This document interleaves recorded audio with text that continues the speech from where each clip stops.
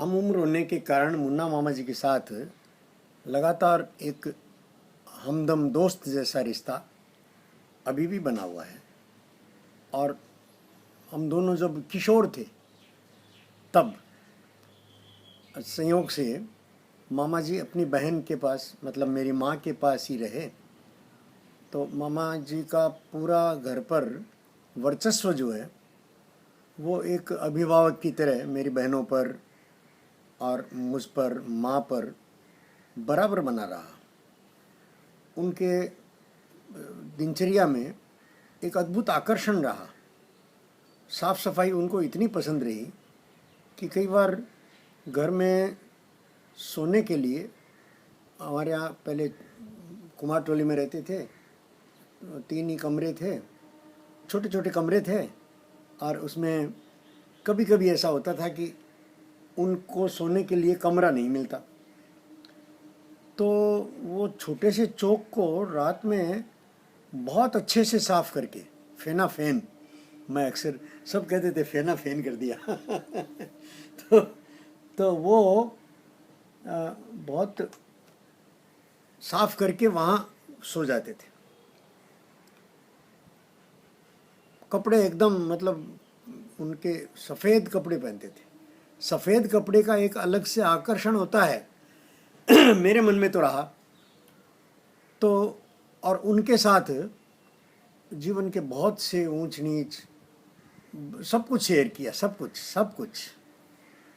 तो उनके मुंह से ही आईदान जी, मंगलचंद जी, मंगल कुल संगम, इनका यश गौरव सुना करता था कि भाई आईदान जी को सोने का कड़ा बीकानेर महाराज ने दिया हुआ था। सोने का कड़ा का महत्व ये है कि बाज़ार में चलते हुए किसी को भी बेंच से मार देते और उनको, आदमी को कत्ल करने का, पूरा जान से मार देने का अधिकार था। और वो जयचंद जी के बारे में ही बताते थे कि जयचंद जी ने, वो काल बीता और गरीबी आई, घर में कोई नौकरी करने के लिए जाता नहीं। नौकरी करने के लिए तो सबसे पहले और मोहनलाल जी निकले थे अपना कोई बिजनेस, प्रॉपर्टी संभालने के लिए।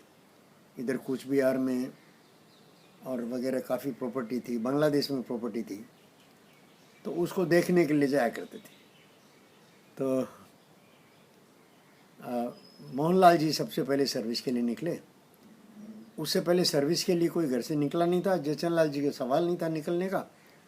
तो उनका हवेली जो थी वो नीलाम हुई तो उन्होंने वहीं पर और शपथ ली कि मैं इस सरदार सर का पानी नहीं पीऊँगा। तो सरदार सर का पानी नहीं पीऊँगा तो